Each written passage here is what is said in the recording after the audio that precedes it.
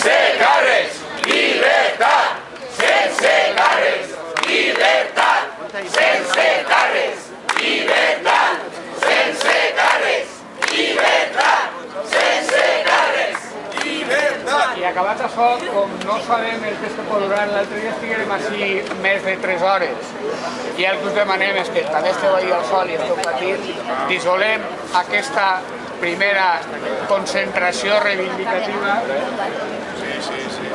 i us anunciem que el dia 24 de maig, en plens exàmens de segon de batxillerat al qual pertanyen aquest alumnat, hi haurà una altra compareixença de 7 persones, 7 menors, acusades presumptament de fer aquelles famoses pintades de la primavera valenciana. Pues sense respectar que són exàmens finals de segon de batxillerat d'aquest alumnat, la Fiscalia els ha citat per al dia 24 de maig. Així és com funcionem. A uns tant i a altres pocs. 24 serem milers, així. Menos represión.